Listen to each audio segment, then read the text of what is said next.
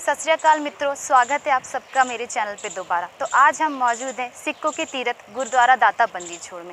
ये गुरुद्वारा जितना विशाल और सुंदर है, उतना ही रोचक यहाँ का इतिहास है। आखिर इस गुरुद्वारे का नाम दाता बंदी छोड़ क्यों पड़ा, आखिर इसका मुगलों से क्या संबंध है, जानने के लिए बनी रहिए एंड तक इस वीडियो में मेरे साथ। तो चलिए अंदर चलते हैं। जैसा कि हम सब जानते हैं, गुरु हरगोविंद दास जी सिखों के 6वें गुरु थे, जिन्हें इतिहास में गुरु अर्जुन देव जी के पुत्र के नाम से भी जाना जाता है, जो कि सिखों के 5वें गुरु थे। गुरु जी की शिक्षा दीक्षा महान विद्वान भाई गुरदास जी के द्वारा हुई। उन्हें बाबा बुड्ढा जी का आशीर्वाद भी प्राप्त था। गुरु जी ने धर्म के साथ साथ अस्त्र शस्त्र की विद्या भी प्राप्त की थी, क्योंकि उनका ये मानना था कि सिख कौम को धर्म, प्यार और संस्कार के साथ साथ अपनी आत्मरक्षा करने के लिए शस्त्रों को चलाना भी आना चाहिए। इसलिए उन्होंने आगे चल के 2 तलवारों को, एक मीरी की एक पीरी की, जो रक्षा करे फकीरी की, वो धारण किया, जो कि उन्हें बाबा बुड्ढा जी ने स्वयं पहनाई थी। बाबा जी ने अकाल तख्त की विशाल स्थापना भी कराई थी। उन्होंने लोगों को अस्त्र शस्त्र की विद्या भी प्रदान की, क्योंकि उनका ये मानना था कि जब तक कोई बात प्यार मोहब्बत से हो सके तब तक तो ठीक है, लेकिन जब बात आत्मरक्षा पे आ जाए तो सिख कौम में हर एक इंसान को अस्त्र शस्त्र चलाने आने चाहिए।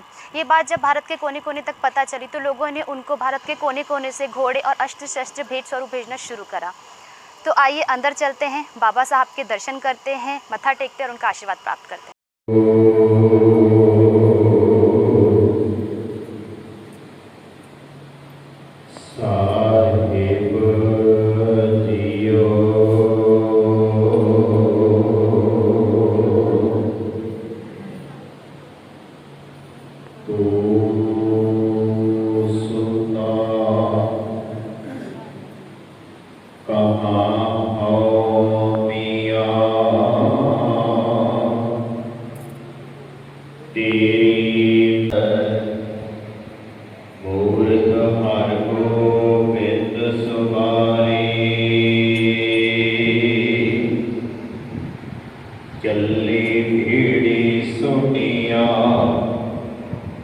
रूप दिखावण वारो वारी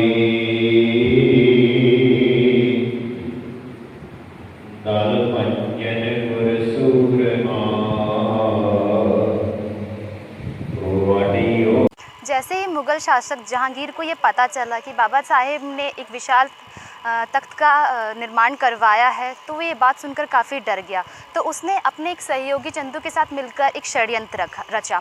उसी समय उसका स्वास्थ्य कुछ खराब होने लगा, तो उसने बाबा जी तक ये खबर पहुंचवाई कि कोई संत महात्मा अगर ग्वालियर की जेल में बैठकर 40 दिन तक पाठ करे तो उसका स्वास्थ्य जो है वो ठीक हो जाएगा।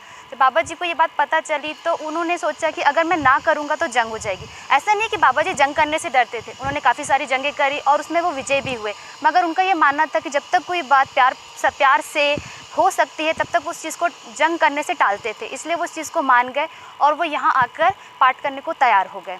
मगर जैसे ही उन्होंने यहाँ पे आके जेल में प्रवेश किया, उन्हें ये पता चला कि ये सब एक षड्यंत्र था। उन्हें यहाँ लाके मारने का ये एक पूरा षड्यंत्र बनाया गया है, क्योंकि यहाँ पे हर एक के खाने में स्लो पॉइजन दिया जाता था, जिससे धीरे धीरे हर एक व्यक्ति मर सकता था। और वो एक अकेले नहीं थे जिन्हें यहाँ पे लाके बंदी बनाया गया था, उनके साथ 52 राजा और भी थे जिन्हें यहाँ बंदी बना के रखा गया था। धीरे धीरे समय बीतता गया, जहांगीर और बीमार होता गया, क्योंकि कहते हैं कि बाबा साहिब उसके सपने में शेर के रूप में आके उसे डराया करते थे। जब उसने ये बात कुछ सूफी संतों को और अपनी पत्नी नूरजहां को बताई तो उन्हें इस बात का एहसास हुआ और उन्होंने ये बात जहांगीर को बताई कि आपने एक संत आत्मा को कैद करके रखा हुआ है, क्योंकि उसकी जो पत्नी नूरजहां थी वो धर्म कर्म में बहुत विश्वास करती थी। उसने अपने पति को ये बात समझाई कि आप तुरंत बाबा साहिब को आज़ाद कर दीजिए, वरना आपका स्वास्थ्य और बिगड़ जाएगा। ये बातें सुनकर जहांगीर को लगा कि मैं बाबा जी को आज़ाद कर देता हूँ, लेकिन बाबा जी ने ये कहा कि मैं अकेला इस बंदी से छूट के नहीं जाऊँगा, मेरे साथ जो 52 राजा और कैद करके रखे उन्हें भी छोड़िए तभी मैं जाऊँगा। ये बात सुनकर जहांगीर डर गया, क्योंकि उसे पता था कि अगर उसने इन 52 राजाओं को आज़ाद कर दिया तो वो सब मिलकर उसके ऊपर आक्रमण कर देंगे। इसके बाद क्या हुआ होगा सोचिए। उससे पहले हम चलते हैं अंदर, चल के दर्शन करते हैं उस पवित्र स्थान का जहाँ पे बाबा जी को 2 साल 4 महीने बंदी बना के रखा गया था। 6ठे गुरु जी का स्थान है। ये वो जगह है जहाँ गुरु जी ने 2 साल 3 महीने यहाँ बैठ के अपनी भजन बंदगी की। वे थोड़ा उसी टाइम का है। और जो आप पीछे पेंटिंग देख रहे हैं, ये पेंटिंग में आप देख रहे हैं 6ठे गुरु जी खड़े हैं। पीछे जो राजपूत राजे जहाँ बंदी बना के रखे हुए थे उनकी पेंटिंग इस बोरा साहब में लगी हुई है। और गुरु साहब यहाँ 2 साल 3 महीने स्थान पे रहे और फिर यहाँ से जैसे ही ये रिलीव होकर गोल्डन टेम्पल पहुंचने इनके गोल्डन टेम्पल पहुंचने पे दीपमाला की गई है। इसलिए जहां छठे गुरु जी का स्थान होगा वहां आपको दो निशान साहब मिलेंगे। छठे गुरु जी ने आपने इस पेंटिंग में देखा होगा, दो तलवारें पहनी, एक मीरी की और पीरी की और रक्षा करे फकीरी की। ये गुरुद्वारा दाता बंदी छोड़ जिसकी सेवा बाबा उत्तम सिंह जी और अभी जो कर रहे हैं बाबा सेवा सिंह जी की तरफ से सेवा करवाई गई। एनवायरनमेंट का और पूरा जो प्रोजेक्ट है वो बाबा जी की रहनुमाई में चल रहा है।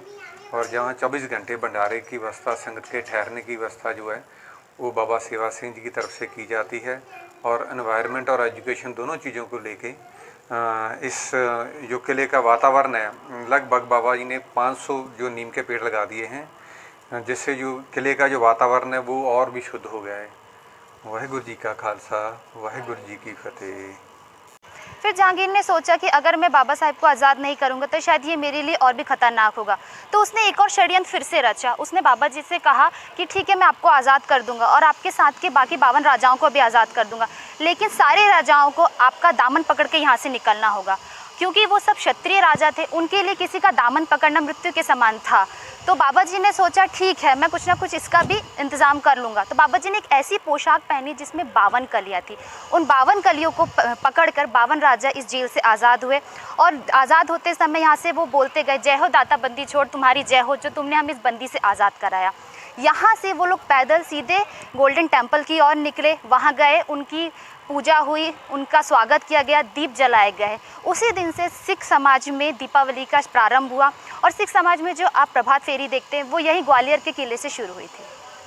जहाँ छठे गुरु जी का स्थान होगा वहाँ आपको दो निशान साहब मिलेंगे, एक मीरी और पीरी की और रक्षा करे फकीरी का। जैसे आप काल तख्त देख सकते हो, आप स्वर्ण मंदिर जाते हो, वहाँ भी आपको जो निशान साहब वो आपको दो अलग से मिलेंगे, क्योंकि काल तख्त की सिरजना छठे गुरु हरगोबिंद पातशाह जी ने की थी, मीरी पीरी के मालिक ने। और इस टाइम आप गुरुद्वारा दाता बंदी छोड़ किला ग्वालियर के बीच खड़े हो और यहाँ भी आप देख रहे हैं, अभी दो निशान साहब आपको दिख रहे हैं, मीरी और पीरी का। और गुरु जी की कृपा से ये आने के बाद इस किले का जंगल, गुरु जी के आने के बाद इस किले की जो रौनक थी वो बढ़ गई थी। और इसीलिए गुरु जी ने जहाँ 2 साल 3 महीने अपना जो समा था इसी स्थान पे व्यतीत किया था। और अभी यहाँ एक बहुत ही सुंदर, अति सुंदर गुरुद्वारा बना हुआ है और जिसकी जो सेवा है बाबा सेवा सिंह जी कार सेवा खडूर साहब वाले करवा रहे हैं। वाहिगुरु जी का खालसा, वाहिगुरु जी की फतेह। तो दोस्तों, उम्मीद है आपको मेरा आज का वीडियो अच्छा लगा होगा। वीडियो कैसा लगा इसे कमेंट करके ज़रूर बताइएगा। वीडियो अच्छा लगे तो इसे लाइक और शेयर कीजिएगा और मेरे चैनल को सब्सक्राइब कीजिएगा। तो मिलते हैं अगले वीडियो में, तब तक के लिए वाहिगुरु जी दा खालसा, वाहिगुरु जी दी फतेह।